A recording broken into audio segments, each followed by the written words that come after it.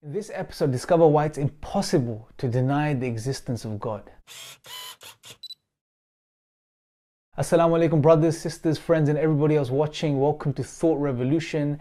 In this episode, we're going to be looking at the second chapter of the Quran, verse 28. Now, this verse is very powerful because here Allah makes the case for existence. Allah says, how can you deny God's existence? How can you disbelieve in Allah when you didn't exist? When you were dead and then He brought you to life. Think about this. This is just the beginning of the verse. We don't need to go any further. Just think about this portion of this verse. God is saying that how can you deny His existence when you were dead and He brought you to life? Well, first thing we realize when we study this and we think about this verse and we ponder over it is that our existence, God is telling us our existence is contingent upon God's existence. Now, how, from which perspective? That's the question. Well, look at it from any perspective. From our physical beings, right? We didn't exist at a point.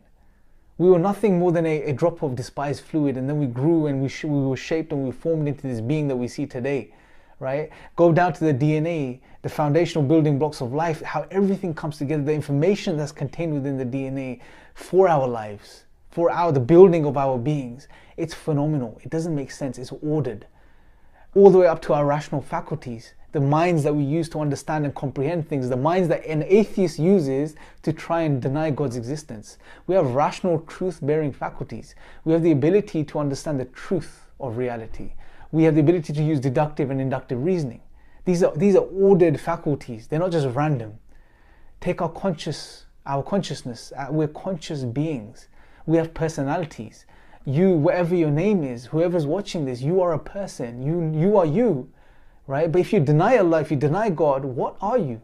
You're just a rearrangement of molecules, just some chemical firings. That's all you are.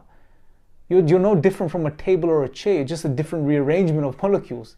That's how we degrade ourselves when we deny God. Nothing makes sense without God. Right? So go back to the verse. God is telling us, how can you deny His existence when you were dead and you didn't exist? And that's the reality. We didn't exist, and then He brought you to life. Brothers, sisters, friends, rewind the tape back 30, 40, maybe 50 or even 60, 70 years. You didn't exist. You, this person, yourself, me, Imran, I didn't exist. I was nothing. I was no one. No one knew I would come into existence. But God created me. He sustained me. He supported me. He developed me. He provided for me.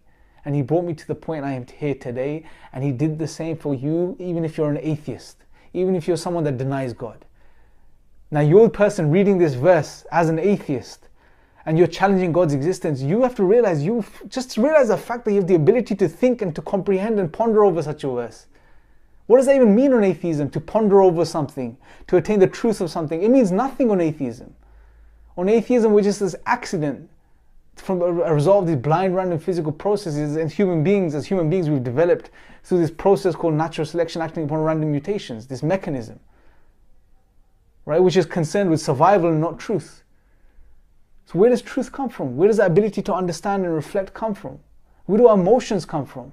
Our moral values and duties, all of these things are encapsulated in this part of this verse, where God says, how can you deny His existence when you didn't exist, you were dead, and then He gave you life? Really think about this, my friends, brothers and sisters. And if you're an atheist, it's time you become sincere to yourselves. It's time you own up and you realize and you understand, you stop covering up that truth that you know inside, that you are not a result of random physical processes, but instead you are the creation of Allah, of God, the creator of the heavens and the earth and everything that exists. Until next time, Jazakallah khair for watching. Assalamu alaikum wa rahmatullahi wa barakatuh.